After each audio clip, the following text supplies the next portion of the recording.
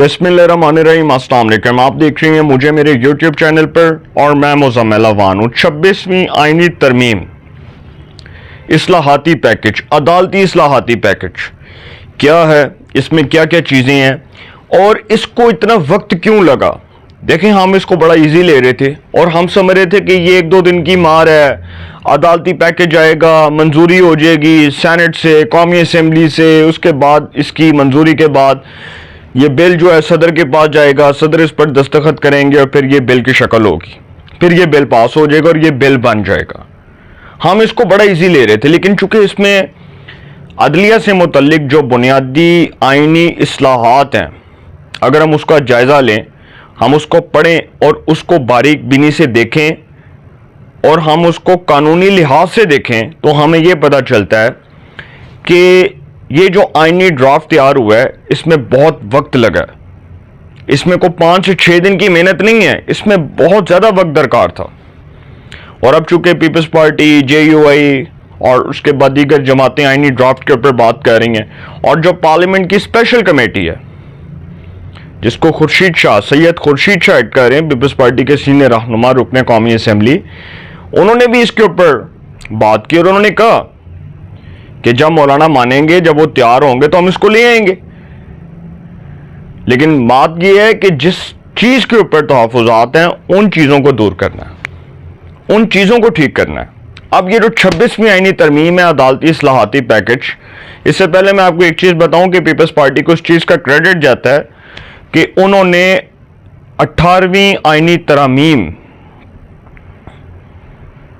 के जरिए जो है वो पार्लिमान को मजबूत किया। 18वीं तरमीम जो थी उसके जरिए पार्लिमान को स्ट्रेंथन किया, और पीपल्स पार्टी को ये क्रेडिट जाता है कि उन्होंने हमेशा कानून साजी के हवाले से, हमेशा आइन को सरबुलंद रखने के हवाले से अपना कलीदी किरदार अदा किया।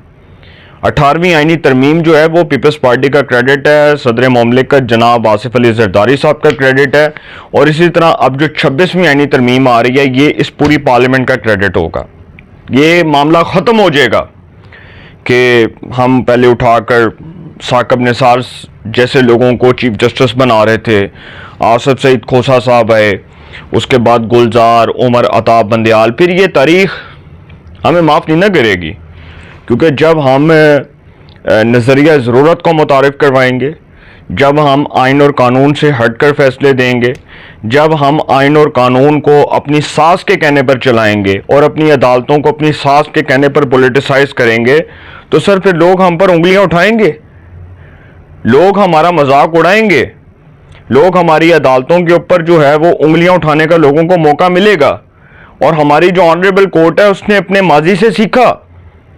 जो मोहतरम चीफ जस्टिस ऑफ पाकिस्तान है, जस्टिस काजी फायज ईसा साहब, वो 16 सितंबर 2023 को चीफ जस्टिस ऑफ पाकिस्तान बने और इस बात का अहद कर कर बने, इस बात का अज़म किया कि वो पाकिस्तान की अदलिया को सियासी होने से बचाएंगे, पाकिस्तान की अदलिया को मजबूत करेंगे, पाकिस्तान की अदलिया में जो करोड़ों केसेस हैं उसकी तादाद कम होगी। करोड़ों के करोड़ों तो नहीं सुने जा सकते ना, लेकिन उनका एक वादा था कि अदलिया के अंदर से एहतसाब होगा। अब ये एहतसाब का फॉर्म पार्लियामेंट है, और पार्लियामेंट सबसे सुप्रीम इदारा है, पार्लियामेंट कॉन्स्टिट्यूशनल इदारा है, और जो कॉन्स्टिट्यूशनल इदारा है उसको तरामीम करने का हक है, उसको कानून साजी का हक है। पार्लियामेंट की बनाए हुए कवानीन को अदलिया स्ट्राइक डाउन नहीं कर सकती, बशर्ते ये कि वो कानून आइन से मुतसाविम हो या आइन के मुतरादिफ हो। अगर तो वो कानून आइन के मुतरादिफ होगा या आइन से मुतसाविम होगा तो अदलिया पकड़कर उसको स्ट्राइक डाउन कर देगी, अदलिया उसको पकड़ के कलअदम करार दे देगी, सिंपल। लेकिन जो ये 26वीं आईनी तरमीम है, ये जो आईनी पैकेज आ रहा है, इसमें तो कुछ ऐसा नहीं है। मेरी पाकिस्तान के कुछ प्रोमिनेंट लॉ एक्सपर्ट से बात हुई तो मैंने उनसे पूछा, तो उन्होंने कहा कि जी अदलिया से मुतल्लिक जो कवानीन बन रहे हैं ये पार्लियामेंट का इख्तियार है, पार्लियामेंट सुप्रीम इदारा है। अब कोई बाहर उठ के कह दे कि जी मैं वकला तहरीक चला रहा हूं या मैं वकला तहरीक चलाने का ऐलान कर रहा हूं, भाई पार्लियामेंट को काम करने नहीं देंगे तो फिर आप अदलिया के ऊपर लोगों को उंगलियां उठाने का मौका फराहम कर रहे हैं। आप चाहते हैं कि लोग अदलिया के ऊपर उंगलियां उठाएं? मैं तो नहीं चाहता, मैं तो नहीं चाहता कि मेरी ऑनरेबल कोर्ट के ऊपर कोई उंगली उठाए। یا میری آنریبل کورٹ کے اوپر کوئی الزام لگائے کہ جی وہ پارلیمنٹ کے قوانین کو اسٹرائک ڈاؤن کر رہی ہے، یہ پارلیمنٹ کے اختیارات کو کم کر رہی ہے، یہ پارلیمنٹ کے کام میں مداخلت کر رہی ہے، میں نہیں چاہتا کہ کوئی یہ بات اٹھ کر کہے. تو اس لیے جو 26ویں آئینی ترمیم ہے یہ بڑی امپورٹنٹ ہے. یہ جی اصلاحاتی پیکج جو 26ویں آئینی ترمیم اصلاحاتی پیکج ہے، اس میں ہے کیا؟ اس میں یہ ہے کہ جی سپریم کورٹ از خود نوٹس نہیں لے سکے گی، آئینی معاملات میں ہائی کورٹس کے از خود نوٹس لینے پر بھی مکمل پابندی ہوگی. 26ویں آئینی ترمیم میں لکھا ہے کہ آئین سے چیف جسٹس آف پاکستان کا لفظ ختم کر کے chief justice of supreme court کر دیا جائے گا. یہ بڑا امپورٹنٹ ہے پوائنٹ کہ آئین سے چیف جسٹس آف پاکستان کا لفظ ختم کر کے chief justice of supreme court کر دیا جائے گا. وفاقی آئینی عدالت قائم کی جائے گی. صدارتی ریفرنس پر سماعت اور آئینی تشریح سے متعلق تمام اپیلیں آئینی عدالت کو منتقل ہوں گی. کسی جماعت کو کالعدم قرار دینے کا ریفرنس آئینی عدالت سنے گی. سپریم کورٹ اور آئینی عدالت کے الگ الگ چیف جسٹس ہوں گے. چیف جسٹس کا تقرر قومی اسمبلی کی 8 رکنی کمیٹی کرے گی. 3 سینئر ترین ججز میں سے ایک چیف جسٹس بنے گا. ابھی ہو سکتا ہے اس میں شاید تھوڑی چینجنگ ہو جائے کہ جو وزیر اعظم کو چیف جسٹس کے حوالے سے جو نام جائیں گے، جو نئے چیف جسٹس کی تقرری کے حوالے سے جو وزیر اعظم کو نام جائیں گے پینل کے، اس میں 3 کی بجائے ہو سکتا ہے 5 کر دیا جائیں. اور غالب امکان ہے کہ جو 5 نام ہوں گے اس میں سے چوتھا یا 5واں نام جو اس کو چیف جسٹس بنا دیا جائے. یہ بھی ہو سکتا ہے، جس طرح آرمی میں ہوتا ہے کہ موسٹ جو 5 جو سینئر جرنیل ہوتے ہیں ان کے نام وزیر اعظم کو بھیجے جاتے ہیں، اور وہ 5 ناموں میں سے وزیر اعظم ایک نام کو پک کرتے ہیں اور اس کو اپوائنٹ کر دیتے ہیں. اب یہ جو 5 نام ہوں گے، یہ جو 3 نام ہیں، اس کے حوالے سے کہا گیا کہ قومی اسمبلی کی 8 رکنی کمیٹی فیصلہ کرے گی. 3 سینئر ترین ججز میں سے ایک چیف جسٹس بنے گا. صدر کو بھیجی گئی ایڈوائس پر کوئی سوال نہیں اٹھایا جا سکے گا. دونوں عدالتوں کے چیف جسٹس صاحبان کی مدت ملازمت 3 سال ہوگی. آئینی عدالت کے ججز کی ریٹائرمنٹ کی عمر 68 سال 68، جبکہ سپریم کورٹ سے آنے والے جج کی تقرری 3 سال کے لیے ہوگی. جوڈیشل کمیشن کا سربراہ آئینی عدالت کا چیف جسٹس ہوگا. آئینی عدالت کے 2 سینئر ترین جج چیف جسٹس سپریم کورٹ کے چیف جسٹس اور 2 سینئر ترین ججز رکن ہوں گے. وزیر قانون، اٹارنی جنرل، سینئر ایڈوکیٹ اور قومی اسمبلی اور سینٹ کے 2 ارکان شامل ہوں گے.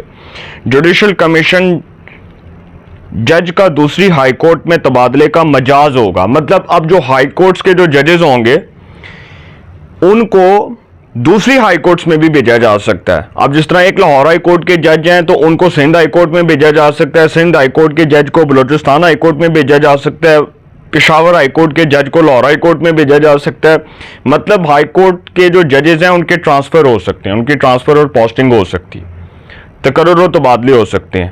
کہ مطلب ایک ہائی کورٹ کا جو جج ہے چاہے وہ موسٹ سینئر ہی ہو لیکن اس کو اٹھا کر سندھ ہائی کورٹ بھی بھیجا جا سکتا ہے. اب اس میں ایک جو بڑی امپورٹنٹ چیز ہے وہ یہ ہے کہ پارٹی سے انحراف کرنے والا جو شخص ہوگا، اب اس پر چونکہ سپریم کورٹ کا آلریڈی ایک فیصلہ آیا ہوا ہے 63A سے متعلق، تو سپریم کورٹ نے 63A سے متعلق فیصلہ دیا ہے کہ منحرف رکن کا ووٹ کاؤنٹ نہیں ہوگا. یہ انہوں نے کس کیس میں فیصلہ دیا؟ ڈیپٹی اسپیکر رولنگ کیس میں. جو ڈیپٹی اسپیکر تھے پنجاب اسمبلی کے وہ بھی منحرف تھے، وہ تھے مزاری صاحب. اب وہ جو مزاری صاحب جب وہ ووٹنگ کروا رہے تھے اور حمزہ شہباز اور پرویز الہی کے درمیان وزارت اعلیٰ سے متعلق مقابلہ ہو رہا تھا، سخت مقابلہ تھا، تو حمزہ شہباز نے 179 ووٹس گین کیے اور پرویز الہی صاحب نے 176 ووٹ گین کیا. اب حمزہ شہباز کو منحرف اراکین نے ووٹ ڈالا. اب سپریم کورٹ نے 63A کے اوپر جو ایک ریفرنس تھا اس کی سماعت کی اور عمر عطا بندیال نے فل کورٹ بنانے کی بجائے اس پر 3 رکنی بینچ بنا دیا. اس وقت چونکہ عمر عطا بندیال صاحب چیف جسٹس آف پاکستان تھے، دوسرے جج جسٹس منیب اختر تھے اور تیسرے اعجاز الحسن تھے.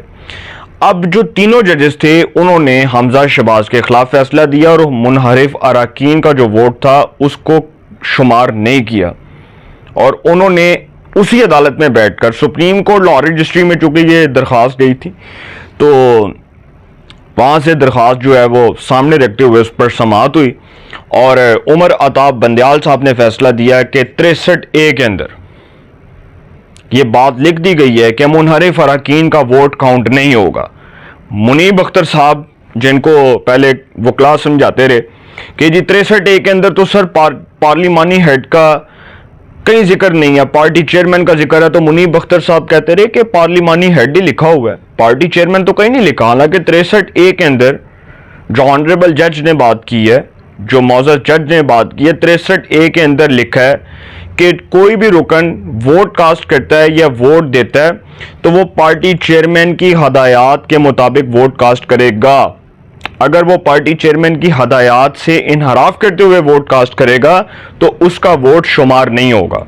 اب چونکہ اس میں 63A کے اندر لکھا ہے کہ پارٹی چیئرمین، پارٹی کا سربراہ، ٹھیک ہے، پارلیمانی پارٹی کا ذکر کہیں نہیں ہے۔ جب وہ پرویز الہی صاحب کی وزارت اعلیٰ سے متعلق پوچھا گیا تھا تو اس وقت تو یہی کہا گیا نا کہ ساجد بھٹی کاف لیگ دا پارلیمانی لیڈر ہے گا۔ اب حالانکہ کسی کو نہیں پتا تھا کہ ساجد بھٹی واقعی میں اس کا محمد خان بھٹی کا جو بھتیجا ہے، جو محمد خان بھٹی سیکرٹری پنجاب اسمبلی رہا ہے، پرویز الہی کا ایڈوائزر رہا ہے، اس کا وہ بھتیجا تھا ساجد بھٹی جو MP تھا، تو اس کا جی نام دے دیا گیا وہاں پر۔ اب اس میں یہ بھی چیز شامل ہوگی 26ویں آئینی ترمیم میں کہ کوئی رکن کسی بھی جماعت کا اگر وہ اپنی پارٹی سے انحراف کرتا ہے اور انحراف کر کے ووٹ دیتا ہے تو اس کا ووٹ کاؤنٹ ہوگا۔ اب 63A بھی اٹھ جائے گا اسی پارلیمنٹ سے، پارلیمنٹ اس میں بھی ترمیم کر دے گی۔ تو سر یہ تھی 26ویں آئینی ترمیم جو میں نے آپ کے سامنے رکھی ہے، اس کے کچھ مندرجہ ذیل نکات میں نے آپ کے سامنے ڈسکس کیے ہیں۔ مزید اس میں کیا پیش رفت ہوتی ہے یہ آنے والا وقت بتائے گا، مزید کیا چینجنگز ہوتی ہیں، لیکن ایک چیز جو بڑی امپورٹنٹ ہے وہ یہ ہے کہ 26ویں آئینی ترمیم کہ جو نکات میں نے آپ سے بیان کیے ہیں، اس کے بعد ایک چیز تو کلیئر ہوگی کہ chief justice of Pakistan justice قاضی فائز عیسیٰ مزید 3 سال عدالتی سربراہ کے طور پر کام کریں گے اور آئینی عدالت آئینی کیسز بھی سنے گی۔ تمام جو پٹیشنز ہیں، جتنی بھی آئینی عدالت کے جو آئینی درخواستیں ہوں گی وہ آئینی عدالت میں سنی جائیں گی اور آئینی عدالت کو اپیل سننے کا بھی رائٹ ہوگا اور آئینی عدالت کے پاس ہی ریفرنس جائے گا۔ کسی جماعت کو کالعدم قرار دینے کا ریفرنس بھی آئینی عدالت سنے گی۔ اپنی رائے کا کمنٹس میں ضرور اظہار کیجئے گا۔ انشاءاللہ ایک نئے سیگمنٹ کے ساتھ پھر ملاقات ہوگی۔ اپنا بہت خیال رکھیے گا۔ اللہ نگہبان۔